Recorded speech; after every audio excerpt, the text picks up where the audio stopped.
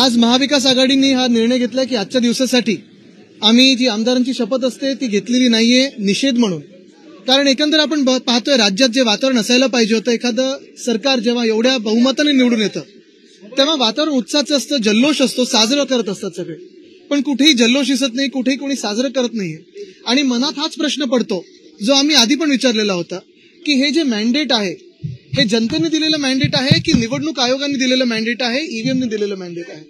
मध्यंतरीच्या काळात आपण पाहिलं असेल, काँग्रेस असेल किंवा आम्ही सगळेच असू, आम्ही वेगळ्या वेगळ्या माध्यमातून निवडणूक आयोगाकडे आमचे प्रश्न उपस्थित केलेले आहेत. जे जनतेच्या मनातले प्रश्न आहेत ते देखील उपस्थित केलेले आहेत. आणि आम्ही राजकीय पक्ष म्हणून जेव्हा असे प्रश्न उपस्थित करतो, तसंच मार्केटवाडी नावाचं जे गाव आहे तिथे देखील स्थानिक जनतेने मॉकपोल मागितला होता.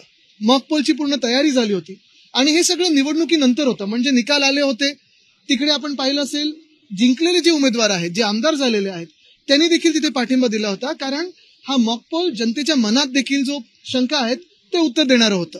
साधारणपणे बॅलेट पेपरवर किती कोण जिंकू शकतं आणि त्याच विरोधात ईव्हीएमवर कसं कोण जिंकू शकतं हे आम्ही अनेकदा दाखवलेलं आहे. मध्यंतरीच्या काळात आम्ही जे पोस्टल बॅलेट ह्याची मतं आणि ईव्हीएमची मतं याच्यातली तफावत देखील दाखवली.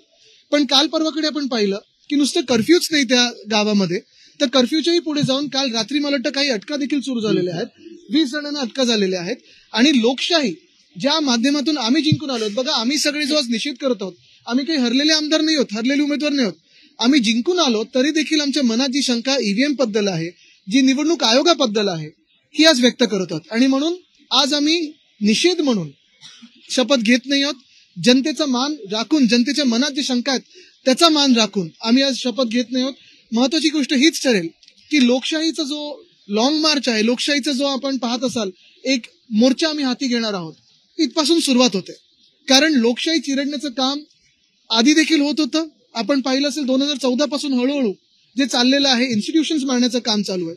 लोकसभेत जनतेने निकाल दिला, पण तोच निकाल चिरडण्याचं काम या सरकारने करायचा प्रयत्न केलेला आहे. त्याच्या विरोधात आम्ही असे पाऊल उचललेलं आहे.